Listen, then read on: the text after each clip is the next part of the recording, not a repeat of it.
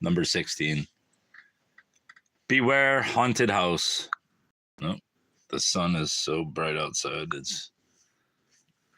I guess I could try to lay this down. It's this puzzle. As you can see, I've already done the moon. And I am moving on to the ghosts. Let's get the lecture series going. And recalibrate this. Lecture 23, The Gospels. Discuss the Gospels of the New Testament.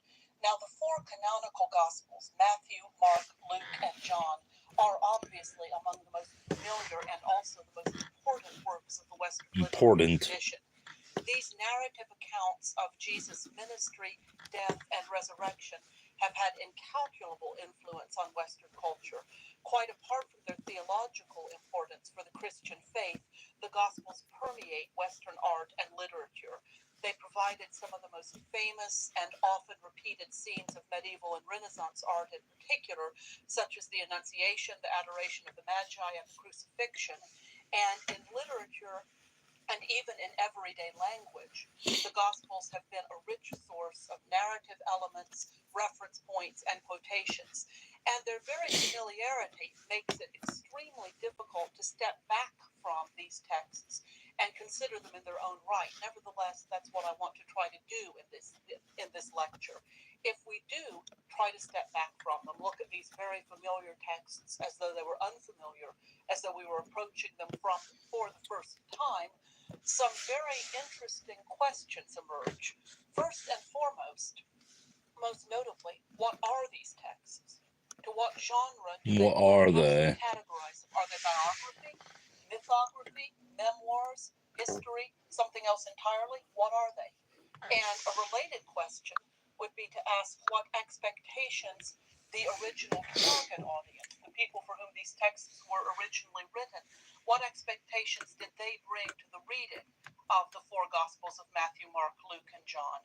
And another question that we need to consider about the Gospels is, what should we make of the fact that despite their overwhelming importance for Western literary and artistic culture and for the Christian religion, they disagree with one another on several points? I think this is the upper skeleton. The way we categorize the Gospels, what kind of literature we think we're dealing with, has a great deal to do both with the sort of questions we ask of and about these texts and with the answers we find to those questions. But any category in which we try to pigeonhole the Gospels brings some pretty uncomfortable problems with it. First of all, let's assume that they're historical or biographical treatises written either by eyewitnesses to the life and ministry of Jesus or by those who talked to eyewitnesses. If we make that assumption, if we're dealing with a form of biography, we have to account not just for discrepancies of fact, but also for some odd omissions and some equally odd emphases. To take an example of the kind of discrepancy of fact that I'm talking about, Matthew and Luke both include versions of the birth story, the birth narrative of Christ. But Matthew describes the flight into Egypt in some detail, the flight of Mary and Joseph and the infant Jesus into Egypt to get away from Herod, who is trying to kill the infant, who slaughters all the Hebrew babies under the age of 2 to try to get Christ, to try to get Jesus, and so forth. Very important story, you would think. Jesus, as an infant, had to flee into Egypt and stay there until it was safe to come back. Luke seems completely unaware of this. And this unawareness on the part of Luke is particularly surprising, since Luke does foreground Mary, the mother of Jesus, and her story before his birth in particular, very strongly in his text. Surely, if there had been a flight into Egypt, if there were a flight into Egypt, Mary would have told Luke about it, so why doesn't Luke mention it? Or why does Matthew? Other more important discrepancies of fact, if we're dealing with biographical narratives written by witnesses or those who talk to eyewitnesses, other more important discrepancies include the date of the Last Supper and the crucifixion. Did this happen at Passover or didn't it? And where the resurrected Jesus appeared to his disciples. Did that occur in Galilee or in Jerusalem? We get different. I didn't know they tried to kill baby Jesus. Also, shows you how much I know about the Bible. Important biographical details are left out, including information about what Jesus was doing Gospels, we have a birth narrative. Luke gives us a little bit of information. Kind of about looks like an Jesus' arm childhood, piece, But for the most part, the Gospels but focus it looks really more on the like the last pirate 3 hat. years, his ministry. Perhaps most Maybe I'm wrong. significantly, for an ancient biography, the Gospel's concentration on Jesus' death is highly unusual. That's not something that ancient biographers tended to go into a great deal of detail on. So trying to categorize the Gospels as biography What's up, Bubba? brings some Yeah, we problems got the with it. Another approach Beware of the Haunted House, but the is to read sunlight's Gospels as killing it. You can see it, legendary or sort of. mythical narratives, whose details were not meant to be taken completely Some bitch in literally. But this outside light, some questions with like a it. vampire. If these are mythical, Look at that, buddy. legendary 1,000 accounts, pieces. why are they linked so I'm gonna have to do it in closely to a segments. specific historical time and Segments, time in I tell the you. very recent past, pegged to someone who lived and died just a few decades previously? If we try to read them as legends, analogous Although one thing to, about say, the light accounts of is Heracles I or can see the Romulus, pieces better than at night. what happens to the central You can claim see of the all little 4 grain and Gospels that the can you resurrection see it? was an actual fact of recent history? Now that You can may see the be useful two-tone in it. thinking about, because people often The two-tones. often say that the account of Christ's death and resurrection is just another one in a long Maybe I should start series building from of the human turning into a god ghost's narrative, such as, for body instance, down. Heracles.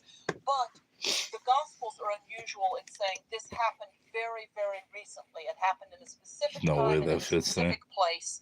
And if Possibly we try to does. read this as a kind of legend, There's then no we have way, to because account for there's the black fact that right it's not there. There's no way projected into that the fits remote there. past, the way Looks like it myth and does, legend though. usually are. It Now, sure looks like clearly, it, Bubba. this difficulty of Yeah, categorization it's going to be is a why the wonderful term ride. gospel itself came to be used as a genre designation. It's going to be a in great English. ride, bro. The English term gospel translates Translates? the Greek word evangelion, which Look, every one of literally these pieces looks like it goes means together, tidings. but I don't think it This was does. originally a Or does it? non-specific term, which could be used to refer to any happy or That one auspicious definitely event, doesn't go such as there. a military I victory, tried. the birth of a child, that kind of thing.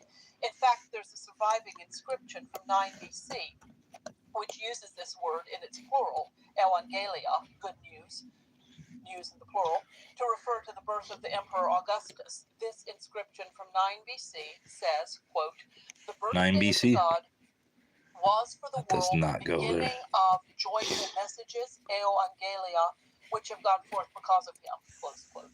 So the word was in common usage as any Competent was the kind of word. good tidings, joyful messages, good news.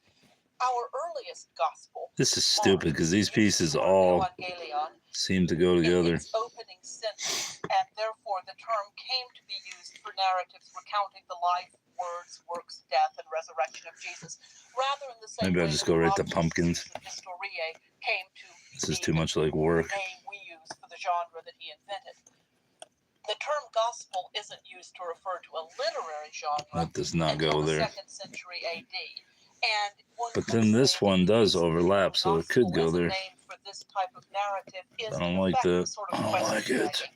It really simply says that these narratives don't fit any recognizable piece does go category there. of writing that we have. They aren't straightforward biography. They aren't straightforward history. They don't really work as myth or legend. They're something of their own kind. They don't fit any recognizable category.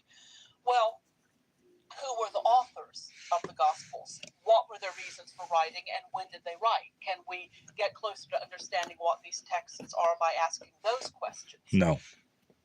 Can we explain some of their peculiarities, the peculiarities Yes, of the you can. Gospels, by assuming that their memoirs are reminiscences written by 4 different people who knew Jesus, but who maybe have slightly different memories, disagree on the details?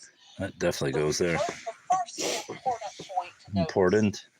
is that our 4 Gospels of the New Testament This one are should not be the easy. earliest written You Christian think? texts that we have. Hell yeah. The earliest Christian texts are the letters of Paul, also That part of her in the New dress. Testament, of course, and those were written probably in the 50s AD, thus at least I was just 20 gonna say years the after 1950s. crucifixion. Those are I was the like, earliest God written damn. texts we have in Christianity.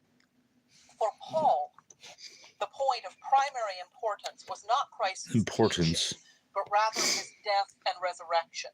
Paul uses the word evangelion, gospel, but when he uses it, he means a proclamation about Christ's resurrection. That's the good news. That's the glad tidings.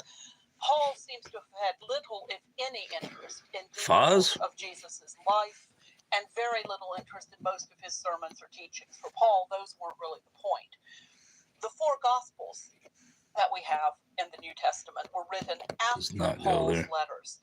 And the traditional names that are ascribed to them are the names of two apostles, Matthew and John, and two disciples, Mark and Luke. By Disciples. which I mean people who were That's a converted different kind of after white right the there, death I'll tell you of that Christ much. by one of the apostles. Mark apparently was Peter's disciple, and Luke apparently was Paul's disciple. So the traditional names that are attached to these works are the names of two apostles, Matthew and John, and two one-removed disciples, if that's a sensible way of putting it, Mark and Luke. Scholars, however, generally agree Oh, that's got that blue in the it. Gospels that we have probably were not written by the men whose names are attached to them, but rather were written by followers of those men, so they're at even one more removed. The one exception to that possibly is Luke. Luke, the man who was converted by the Apostle Paul, may well have written the Gospel of Luke, and for that matter, the book of Acts as we have them. But for Matthew, John, and Mark, there's pretty widespread scholarly agreement that those works were not written by the men whose names are attached to them. For one thing, the original apostles were almost undoubtedly illiterate. They wouldn't have been writing anything. And like Jesus himself, the apostles spoke Aramaic, but the Gospels are written in Greek. The usual scholarly explanation of this, as always, there's disagreement, but the usual, most common scholarly explanation is that the apostles' stories about Jesus were first transmitted orally and were later written down by Greek-speaking writers for wider dissemination in a Greek-speaking world. Remember, Greek Sounds is the like some common butter language, churning language bullshit of to me. business, commerce, travel, and so forth in the Eastern Mediterranean. One possible reason, one impetus for writing the Gospels down that I think makes a great deal of sense is they may have been written down at about the time the eyewitnesses were starting to die off, so that you could no longer ask the eyewitnesses to tell Smart you move. what Jesus said. Their stories, their accounts needed to be preserved somehow, and hence we get the written Gospels. That has to remain speculative because the exact dates of the Gospels are uncertain. There's general agreement that Mark is the earliest of our four canonical Gospels and that John is the latest. Mark was probably written in the late 60s, so 30-some years after the death of Jesus. It's the shortest of the Gospels. Matthew may have been written around AD 85. Luke is really pretty much impossible to date with any precision other than to say that it's later than Mark, so later than the 60s.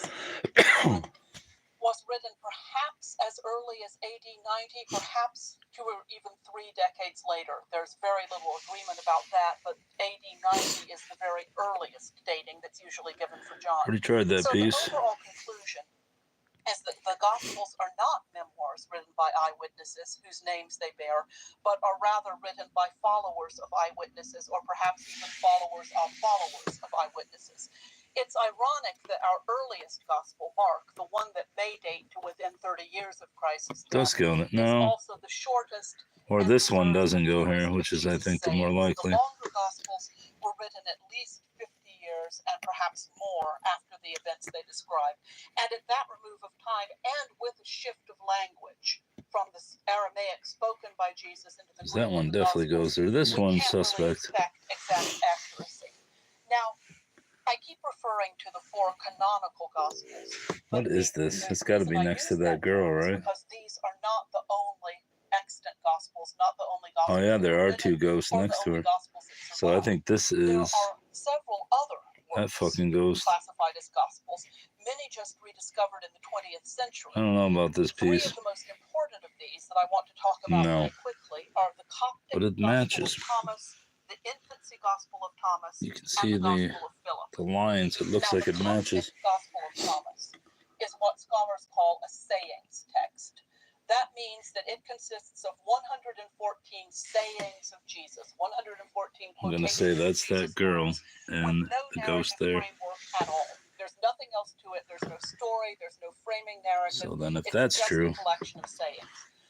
Some of these sayings parallel well-known texts from the four canonical Gospels, but others do not. some of the sayings in the Coptic Gospel of Thomas, are completely unparalleled in Matthew, Mark, Luke, or John. Interestingly, the Gospel of Thomas seems to show Gnostic influence. Gnosticism was a dualistic religion, a religion that posited two counterbalanced principles behind the world, one of good and one of evil, which were more or less equally powerful. And some forms of Gnosticism said that the world, the material world itself, had been created by the evil principle, not by the good one. The Gospel of Thomas seems to show Gnostic influence in that it presents a See how these fuckers are not aligned? I don't like it. I don't like it. Should be outlawed. And refers to secret knowledge that will ensure salvation for his followers. Gnosticism taught that initiates, Gnostics, people who had joined this religion and who had gnosis, that's where the word Gnosticism comes from, would reach salvation, but the knowledge was secret. It was not open for all, initiate or uninitiate. The infancy Gospel of Thomas, though it bears the same name, Thomas, is a very different kind of work. It sets out to fill in the missing years of Jesus' childhood, and it does so in a style reminiscent of folktale. It's a fascinating text and a very surprising one in some ways, because we see the 5-year-old Jesus as a kind of archetypical enfant terrible. He turns play doves into Enfant terrible. He withers a playmate who annoys him. And when some adults in the neighborhood complain to Joseph about his misbehavior, the little Jesus strikes them blind. What? Not a terribly edifying or morally. That's fucking great. The infancy gospel was probably written around AD 125, which means it's not significantly later than the latest date given for the Gospel of John. Baby Jesus struck him blind. That's brilliant. And apparently, stories of this sort about Christ's childhood were current at the time. The Gospel of Philip, the third non-canonical gospel I want to look at very briefly, is neither a sayings text nor a narrative. Rather, it's a collection of Gnostic meditations on various subjects. The Gospel of Philip seems to assume that there are two groups or two levels of Christians, the uninitiated and the initiated. The initiated have gnosis, have an understanding of the message of Christ on a level not available to the uninitiated. Now, one reason that these other non-canonical gospels are fascinating to scholars is that they remind us of how much the 4 canonical gospels have in common with one another. If you're interested in this, I would just, in passing, How about that goes there? No, because the lines go a different way. Which goes into great detail. Can't go there, bruv. Can't go there. Most importantly, among the similarities of the 4 canonical gospels, all 4 of them are narratives that incorporate sayings. In other words, all 4 gospels of the New Testament preserve sayings of Jesus, but they're not just collections of sayings. They also include a narrative framework for those sayings. Most scholars see, a lot of these go together, but that there was an I don't believe that fits there. document that was the source of much of Matthew and Luke, that was a sayings text, like the Coptic Gospel of Thomas, that collected the sayings of Jesus. That's a line going the opposite way. Sayings, gave no narrative framework. And scholars conventionally call this That I say goes. Q, from the German word Quelle, which means source. Occasionally, scholarly designations actually make sense. So, and there may have been other sayings texts, along with Q in the Coptic Gospel of Thomas, circulating in the 1st and 2nd century AD. Mark, our earliest canonical gospel, began the process of filling out the narrative framework to give some context for these sayings. Matthew and Luke awful light coming through. Draw both upon Q, the shared sayings that they incorporate, and upon Mark, and they give a fuller account of Jesus' ministry and death. Matthew, Mark, and Luke are often called the synoptic gospels, which means they share a viewpoint. They tell basically the same story, look at Christ's ministry and teaching and death from basically the same viewpoint. Now, each of that one definitely goes there. gives So then that means this is probably this ghost up here. and each culminates in the story of his arrest, Since his there's trial, blue his here in the conviction, corner, and death. and that's the only ghost that has blue in the corner. As the Passion. And this means So that means that's him, think right? about it, the canonical Gospels unite 2 strands of very Hell yeah. early Christian thought. The Pauline approach, which I mentioned talking about St. Paul's letters, assumes that the fact of Jesus' probably have a lot of blue on this one. cross and his resurrection from that death was all important. That's the main point of the Important. message, according to Paul. Sayings texts, No. such as Q in the Coptic Gospel of Thomas, focused on Christ's sayings. They gave no context. They said nothing about No. his death on the cross and his resurrection. They thought his teachings were the main point. The Gospels, in This one effect, does have some unite blue. sayings texts and a passion account, a passion narrative, and give an overall framework to connect the two elements. So they're a kind of synthesis of these two elements in early Christian thought. Now, the four Gospels of the New Testament obviously have a great deal in common with one another, but there are also some No. very important differences among them. No. Christians have tended to conflate the gospel narratives into one harmony of the four different versions. If we think of the story of Christ's life and teaching, we tend, without even knowing that we're doing it, by we here I mean members of Western culture, whether believers or not, we tend to conflate the four different accounts and put them all together in one harmonious whole. Thus, for instance, in the birth narrative in Look at Matthew, that. we're told about the visit of the Magi to the infant Jesus. Matthew says nothing about shepherds. Luke recounts the shepherd's visit, but makes no mention whatsoever of any wise men following a star that they've seen in the east. Yet countless Christmas pageants every year and countless creches under individual family Christmas trees show wise men and shepherds at the manger of the baby Jesus. Now, such differences between the gospel accounts may depend in part on each evangelist's emphasis and thus assumed audience. We assume that each writer emphasized points that he thought would somehow reach his target audience. Matthew emphasizes Jesus' role as the Jewish Messiah foretold by such prophets as Isaiah, if you think back to that lecture. And so Matthew is especially concerned to stress Jesus' royal heritage and to have him greeted at his birth in terms that are appropriate for a king. And so the wise men come from the east, the Magi come from the east, bearing gifts appropriate for a newborn king, frankincense, gold, and myrrh. Luke, on the other hand, who himself was probably a Gentile, seems to be more concerned with stressing Jesus as a universal savior, and in particular as a savior of the poor, the downtrodden, and the outcast. And so Luke has the infant Jesus greeted not by Magi, appropriate for the royal court of the king, but rather by shepherds coming in from the hillside to see this universal savior. Now, we can certainly harmonize many of these differences in the Gospels. For instance, there's no reason to assume that wise men and shepherds could not both have visited the infant Jesus, and that each evangelist, Gotta assume that gospel that writer, piece goes mentions there the detail since that he finds he's important. on the edge. But it's worth considering as a thought exercise, if nothing else, just how different our view of the gospel story would be if we read only one gospel, and especially if we try to come to it without preconceptions. And this is especially true in the case of the Gospel of John. John is our only non-synoptic canonical gospel, the one of the four gospels in the New Testament that does not share its viewpoint. So with that the would three go there synoptics. then. John differs from the three synoptics in several important ways. First of all, it doesn't contain any story of Christ's birth, of Jesus' birth.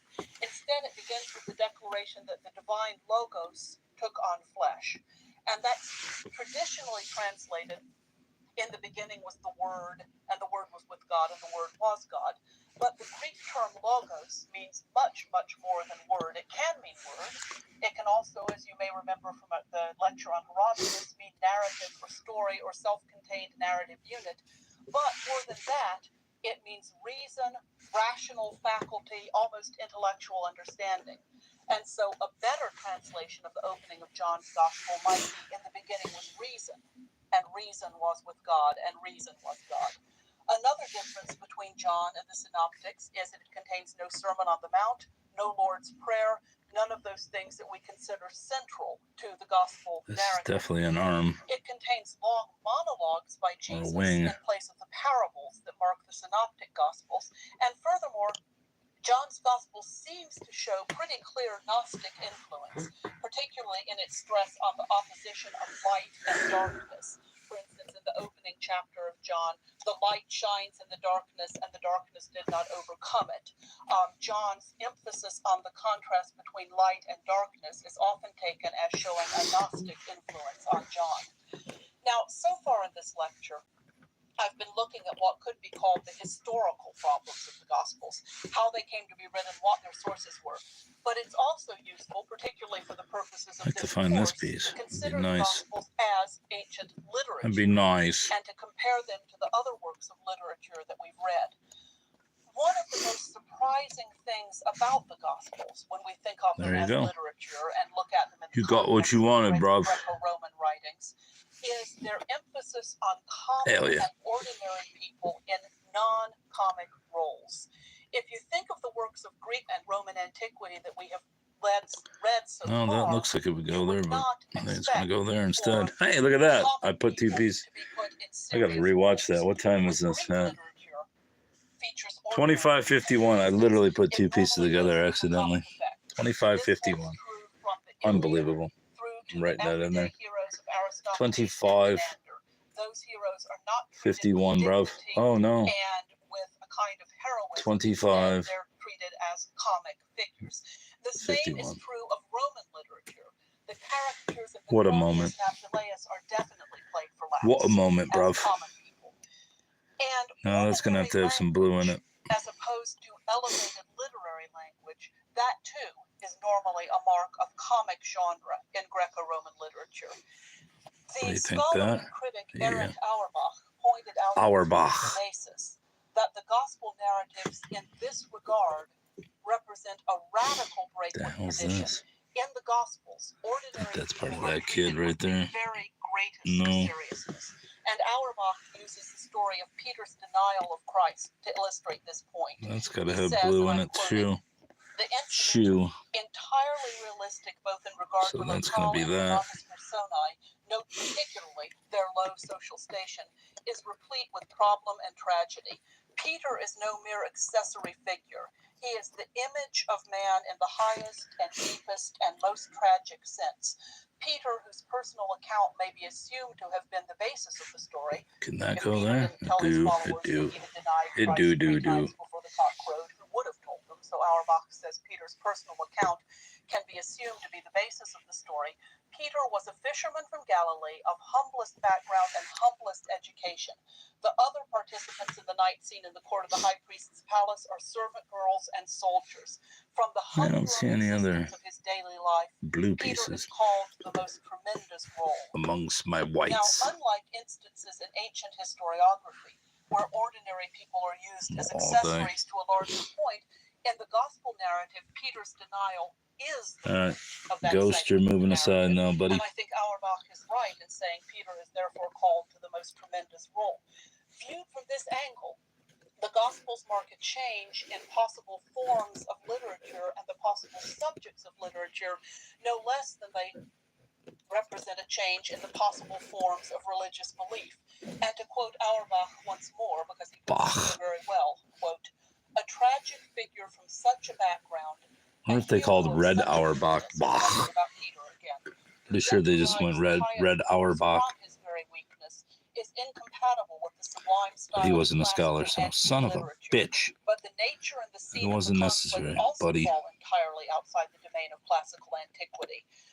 Viewed superficially, the thing is a police action and its consequences. It takes place entirely among everyday men and women of the common people. Anything of the sort could be thought of in antique terms only as farce or comedy, close quote. And I think that if we look at it this way, we can say that if Menander's Did that go with that or no? was the original source of comic novels, even darkly comic novels such as the ones of Jane Austen, it's perhaps not too much to say that the Gospels Maybe it are the didn't go ultimate there. ancestor of forms of literature that take the sufferings of common people seriously. Also, another very important aspect for later literature is the Gospels take ordinary language as well as ordinary people equally seriously. And this too had a profound impact on later Western literature. The Gospels themselves are written in Koine Greek, the everyday, simple Greek used as a common language throughout the Eastern Mediterranean. They are not highly developed, elevated, elegant, classical Greek, though they do have their beauties of expression, particularly Luke. The Gospels are written in simple, everyday language. And I think it's perhaps not too far-fetched to see the ultimate impetus here in the Gospels, the ultimate impetus for writing in the vernacular that would come to full flower in such later authors as Chaucer or Dante, whom you'll study in Part 3 with Professor Noble.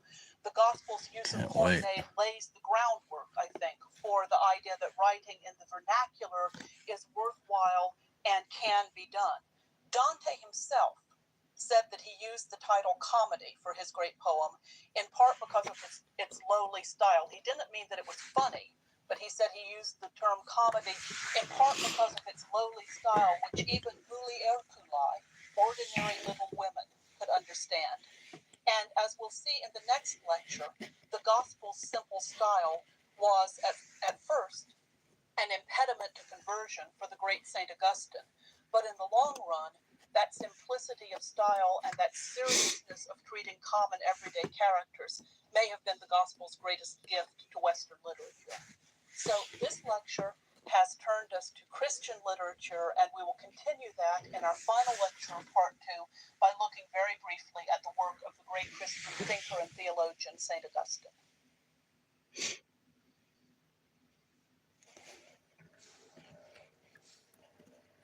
Yeah.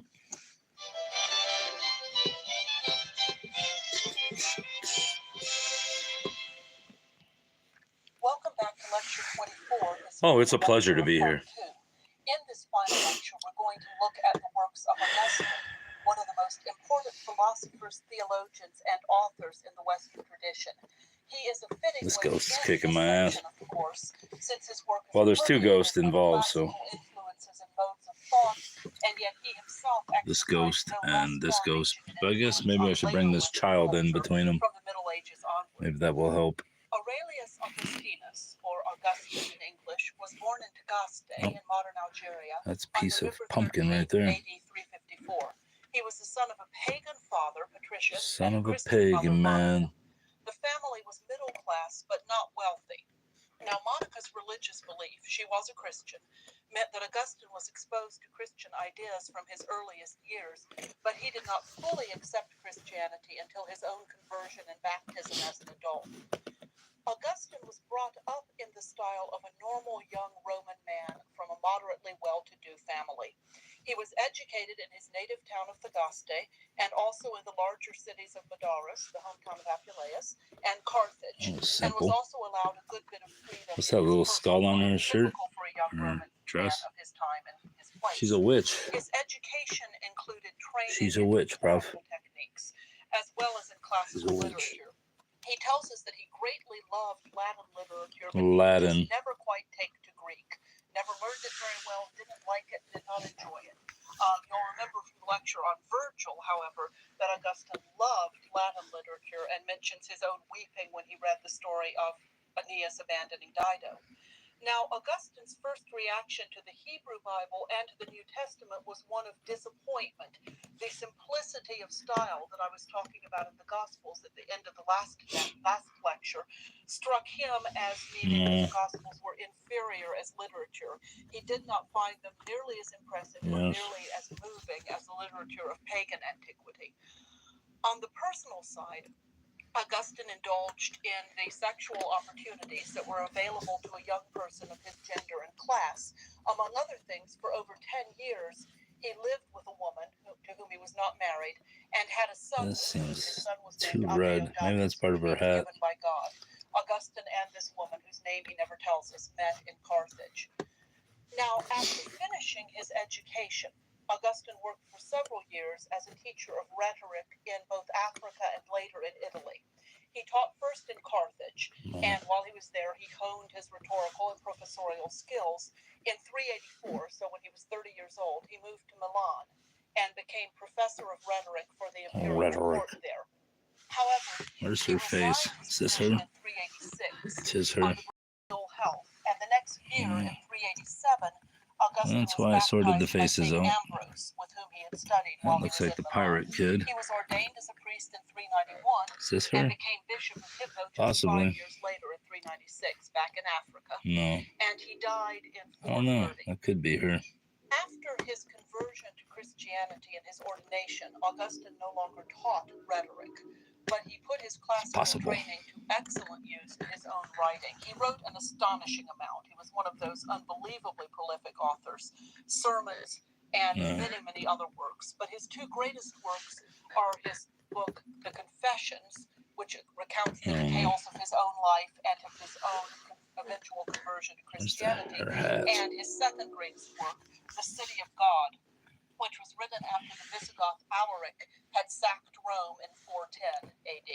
In this work, in The City of God, Augustine develops his theological and philosophical ideas. And his other writings include, as I mentioned, sermons, letters, Maybe that goes right there. De Doctrina Christiana, or On Christian Teaching. That's a better translation than On Christian Doctrine. On Christian Teaching, which addresses directly the question of whether pagan literature can legitimately be used in a Christian education. Now, Augustine's path to Christianity was not a straightforward that piece should be easy to find. He experienced, in effect, three great definitive conversions in his lifetime. The first at age 19 to philosophy, the second to a form of Gnosticism called Manichaeism, and the third to Christianity. See, that piece does not go there. Spiritual development that's the learning curve. Philosophy. At the age of 19, with these weird pieces. The Dialogue Hortensius by the great Roman author Cicero. And in the Hortensius, Cicero argues for the study of philosophy. For Augustine, apparently, this came as a clarion call to seek wisdom. He tells us in Confessions that Hortensius changed his entire outlook on life. Is that her arm or his? Search for wisdom. That may be her. Converted to Manichaeism, a form of Gnosticism, which again is a dualistic religion positing two counterbalanced principles at work in the universe: the good principle and the evil principle. According to Manichaeism, the flesh was created by the evil principle in the universe, by the evil God. That leg's there. There we go, right there. Merit. So it's a very strong kind of dualism. Augustine this is possibly her too. Manichaeism for a decade, but finally, I don't think so. After he came to reject the dualistic worldview of Manichaeism, Augustine experienced that's that little bastard right there, his coat. To a highly Platonized or Neoplatonized version of Christianity as it was taught by Ambrose. He met St. Ambrose in Milan when Augustine was teaching in Milan, and he began to attend some of Ambrose's sermons. And Ambrose's approach to exegesis of Christian texts, in which he harnessed Platonic philosophy to explain Christian concepts, appealed profoundly to Augustine's intellect. I think this helped to answer Augustine's immediate or original reaction of being somewhat repelled by the Gospels. They were too simple. They weren't intellectual enough. Augustine obviously had a powerful intellect and hungered for a kind of spiritual faith that would use his intellect along with his belief. And so Ambrose's use of Platonic philosophy to expand upon or expound upon Christian teachings was extremely appealing to Augustine. Augustine tells the story of his intellectual and spiritual struggles towards full conversion in his first great work, Confessions. The Confessions were probably written between 397 and 401 AD, and this book is, among other things, a pioneer in at least two separate literary genres. It's often identified as the first genuine autobiography in Western literature. In it, Augustine takes the minute details of his own life and probes them for the light that they can shed upon the state of his soul in particular and on the human condition in general.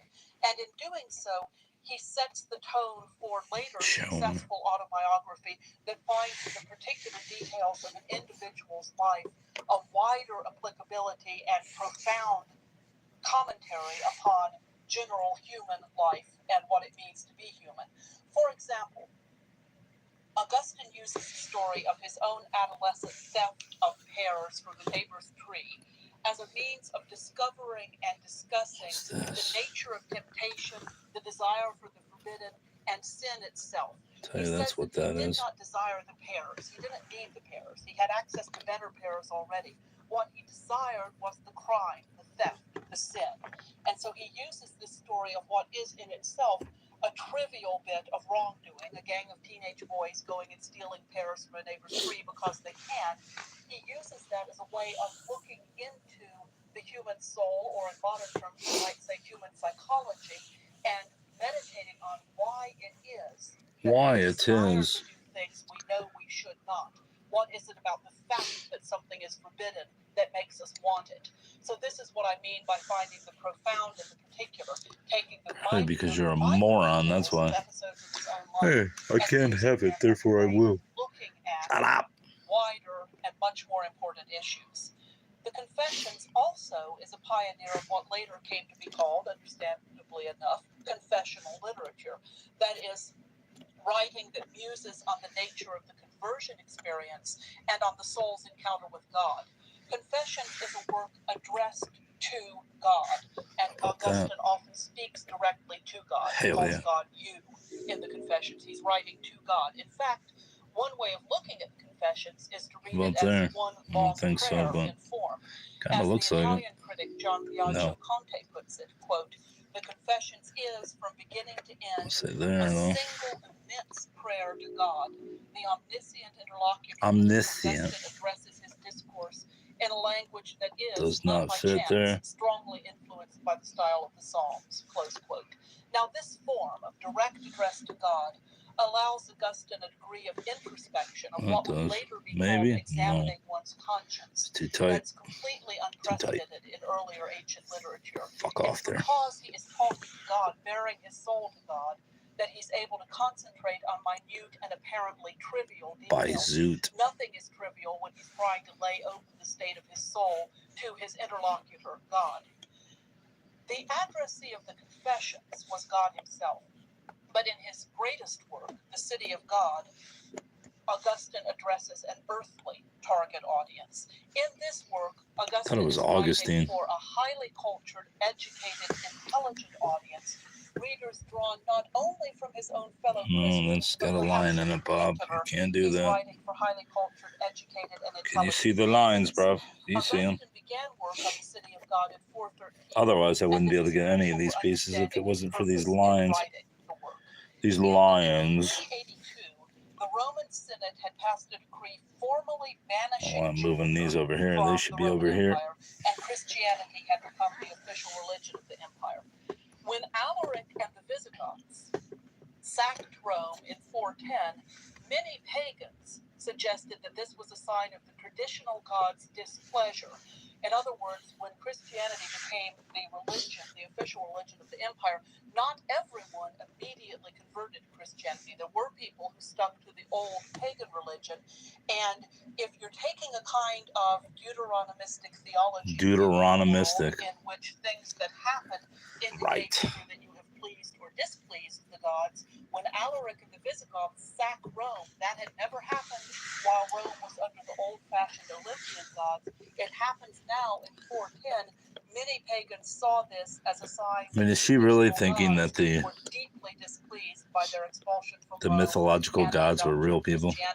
So I hope not. Of the City of God, of Augustine's writing, could that go there? To kind of looks like it, but I don't think so. Why God would let a Christian Rome be sacked. Now, the City of God is a vast work. Along with addressing Alaric's sack of Rome, Augustine also deals in this text with many issues that became crucial in the development of Christian and specifically Catholic thought. For one thing, he here develops the idea of original sin, the idea that Adam's sin and Eve's sin in eating the fruit of the forbidden tree John Adams handed down to all of us, genetically handed down to all of us, so that all of us are born in a state of sin, that we come into the world in a state of sin from which we can only be freed by baptism. And this, if you think about it, among other things, answers the question of theodicy that we talked about back in the lecture on Job, the question of why do the innocent and the good suffer. Augustine would say there are no innocent. Human beings are born in a state of sin, and therefore we have to turn to God through baptism to free ourselves from original sin. He also, another very important idea for later Christian theology and thinking, Augustine champions celibacy as a sign of devotion to God. Not that he says marriage is evil, but that he says celibacy is better, is a sign of devotion to God. He sets forth a doctrine of predestination, and he argues that the punishment of the damned is eternal. There's the pumpkin. That there's no end to the No, punishment there of is the no damned pumpkin, in so hell. that's the Now, ghost's any pumpkin. one of those topics would itself take hours to explore fully. Those and many other topics that Augustine discusses in City of God were fundamentally important for the later development of Christian theology. For the rest of this lecture, I can look only at one aspect of the City of God, and what I want to focus on is Augustine's view of Roman history, Roman literature, and the role that pagan literature and philosophy could play in a Christian society. We can summarize Augustine's debt to and discomfort with the premises of classical literature by turning back to the story of Lucretia. That same story I focused in on when I was talking about Livy, I want to return to and look at Augustine's treatment of that story. Augustine finds Livy's story of Lucretia's suicide difficult and problematic on its own terms. He finds it a very disturbing story, and he finds it deeply repellent in Christian terms. Augustine refers to Lucretia in his discussion of the Christian women who were raped during the sack of Rome in 410. When Alaric and the Visigoths sacked Rome, among other things that they did, they raped many celibate Christian women, women who were vowed to celibacy. And Augustine's main argument in this passage of the City of God is that forcible rape does not deprive a woman of her chastity.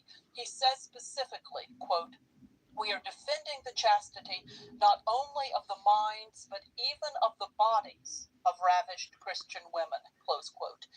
Now, this seems to be a direct reflection of Lucretia's own words when, as you remember from the lecture on Livy, she says, "Only my body has been violated, my mind is innocent." She says that she frees herself of any wrongdoing. Her body has been violated, but her mind has not.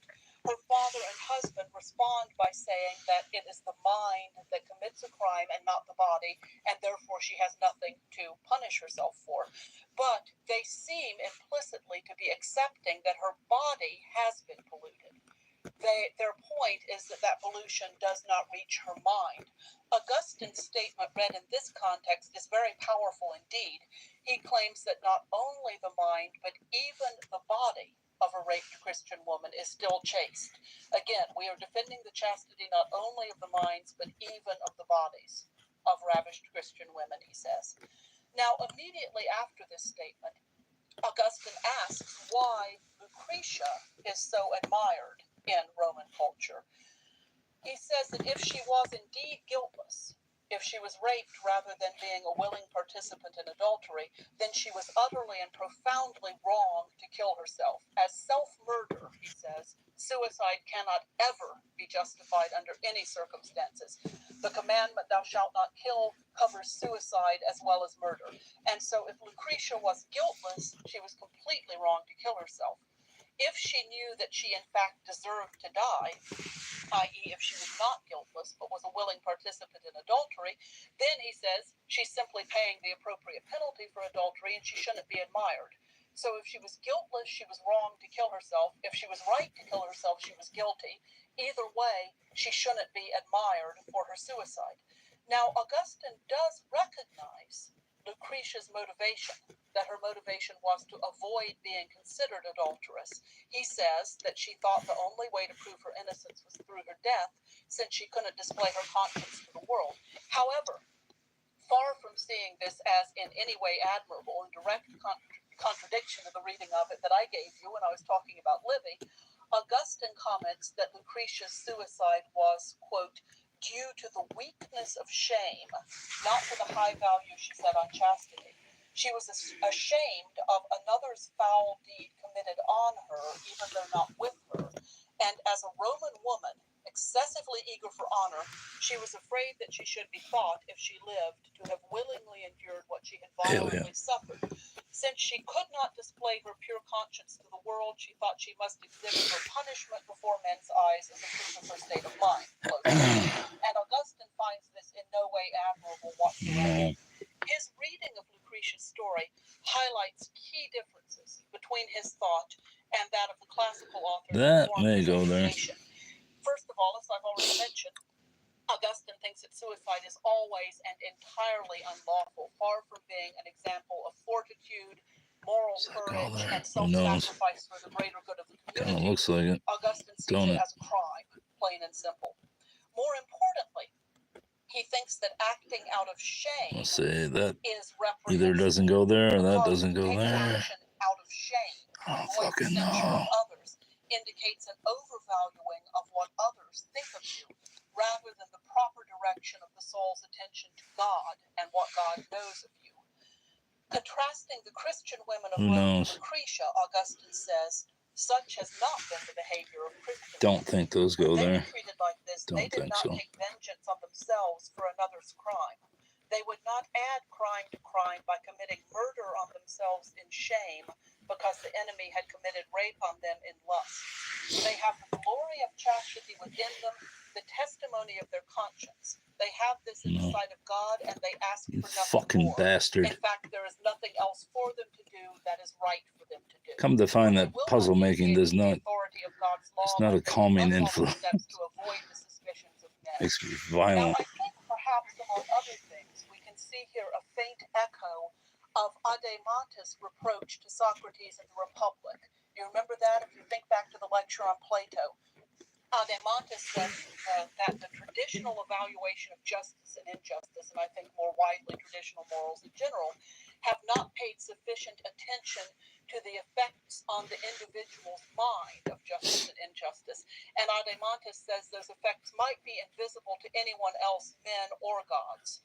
Where Adeimantus says that what's important about moral structures Nope, that's and got a such line through it. concepts as justice and injustice are their effect on the mind, but that effect might be invisible to anyone else. Augustine says that the effect on the mind, that what one's mind is quite definitely visible to God, and the only thing that matters is that God knows these raped virgins are still chaste. So Adeimantus takes it one step. The evaluation of justice and injustice, depending on what effects they have externally from others, is not sufficient. We need to talk Say about these what go effects here. they have on us internally. Augustine goes a step And I'm wrong. further and says what really matters doesn't matter if everyone else thinks you are guilty. What really matters is what you yourself know and the view that God How about has of this? your soul and your mind. Now, Augustine's attitude toward pagan No. literature and culture is obviously anything but simple. Throughout the city of This God, is questionable too. Augustine makes a contrast between the heavenly city and the earthly one. By the way, city is too restricted a translation. It's the traditional translation, but the community of God might be, or the society of God might be a better way to render the Oh, title of this that's work. up and down. Augustine makes a contrast between the heavenly society, the heavenly community, and the earthly one. And pagan literature and pagan culture, without doubt, This is one reason why I don't like those cut lines. or the earthly community. But at the Staggering same time lines. that he had to exclude pagan Don't culture like from 'em. the city of God, Augustine's own mind was deeply imbued with pagan literature, and he used it as a source of exempla himself, sometimes to a very surprising extent.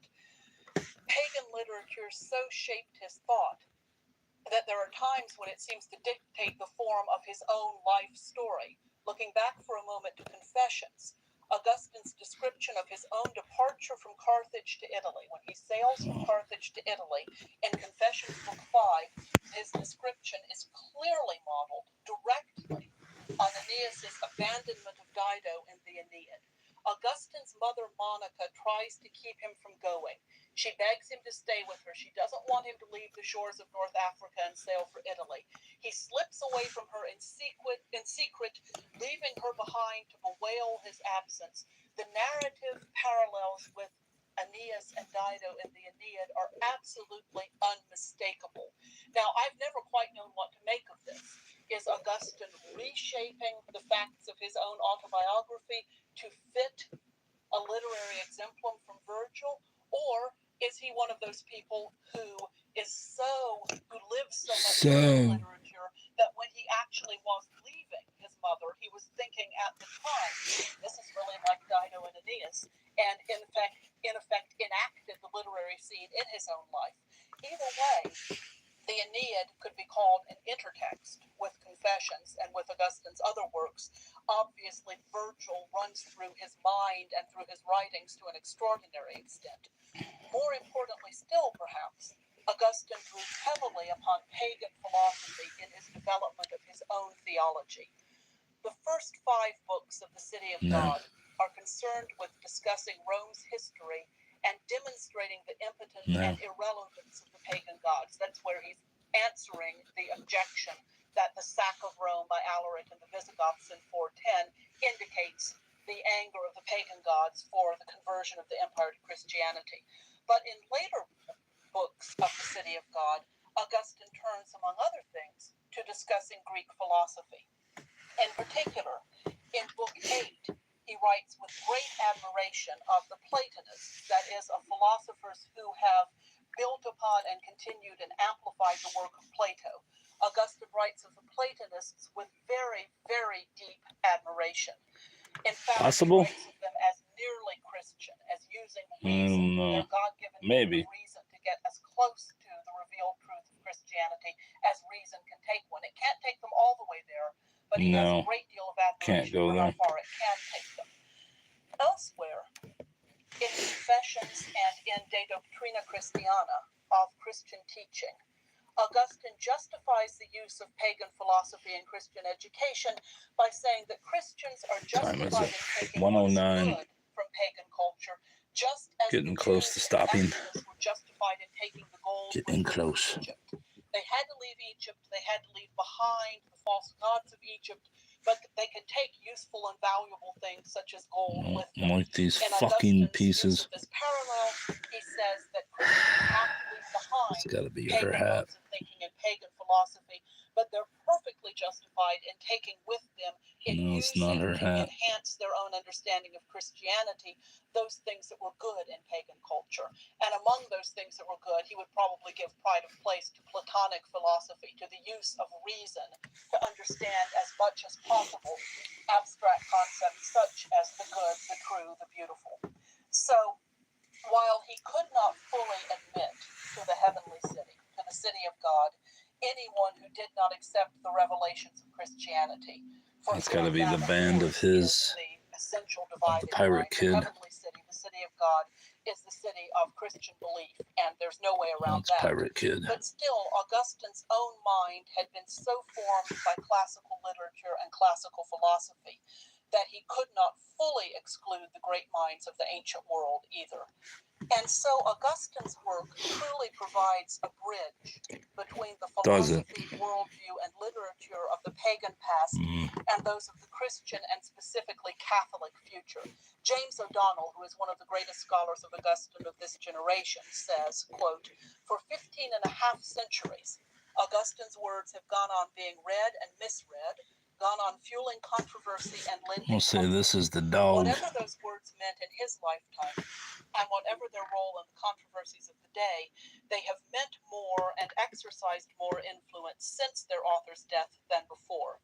The history of Augustine's posthumous readership is a part of any attempt to characterize his thought," close quote. And I think O'Donnell is very right in that, because Augustine's influence on later theological thought, and thus indirectly on Western literature, was incalculable. His views on predestination, original sin, heaven, hell, and so forth, would map the way for later theologians for centuries to come. And his belief, taken from the Platonists whom he admired so greatly, that reason and faith are not incompatible, but rather that reason can work with faith to enhance the understanding of Christian theology. This set the stage for the whole tradition of intellectual theology in later Western culture. So his indirect influence through theology on literature is profound. His direct influence is also extraordinarily important. The City of God in particular was a rich treasure house for later writers, both theologians and others. In part 4 of this course, right there, buddy. Professor Hertzman, you'll study Milton's Paradise Lost. When you're reading Paradise Lost, and you come to Satan's great declaration, better to reign in hell than to serve in heaven. Think of Augustine's words in the City of God. Going to. With the proud disdain of a tyrant, and Augustine is speaking of Satan here, with the proud disdain of a tyrant, he chose to rejoice over his subjects rather than to be a subject himself. Milton's Satan, Lucifer who falls from heaven through his own pride, his own sin being his unwillingness to serve even in heaven. Milton's Lucifer is a direct descendant, almost a verbal echo of St. Augustine's description of Satan in the city of God. Something tells me this doesn't go in. Such example. There are hundreds, if not thousands, of others where later authors draw directly on the city of God, directly on Augustine for images, for turns of phrase, for patterns of thought. So, in this lecture, this final lecture of part 2, we've looked at the works of St. Augustine, the bridge between classical antiquity and the Middle Ages. This ends part 2 of the course, and this ends the segment of the course where I am your lecturer. At this point, I hand you over to the very capable leadership of Professor Noble for part 3, Professor Hertzman for part 4, Professor Heinzelman for part 5, and Professor Heffernan for part 6 and 7. For me, working on these first two parts of this course, has been a challenge, an honor, and a joy. I hope that for you, it's been interesting, stimulating, and informative, and I wish you very well as you continue your exploration of great authors of the Western literary tradition. All right, that's going to be it for that. Made it to the Gospels. That's going to go there, isn't it? Yeah, see, I got all the whites. All these cracker pieces are done.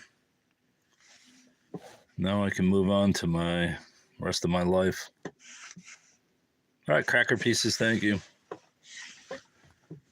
So it's a Guten Abend. Get one more piece, maybe? No, this is too difficult.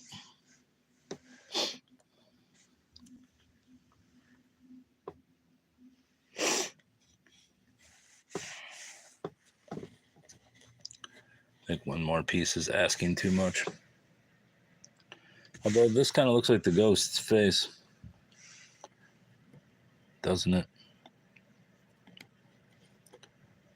Is it the ghost's face? Yeah, it is. So I think that's going to be the last piece. No, maybe we'll get this part of the ghost face too. And then probably this. See, we didn't give up. We didn't give up, friends. And that's what matters.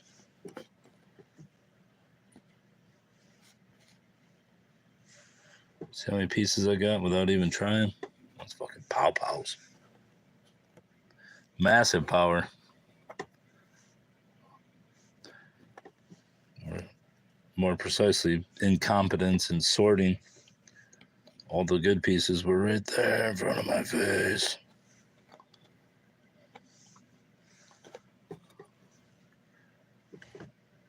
One more. I think one more is gonna be too much. How about right there? No.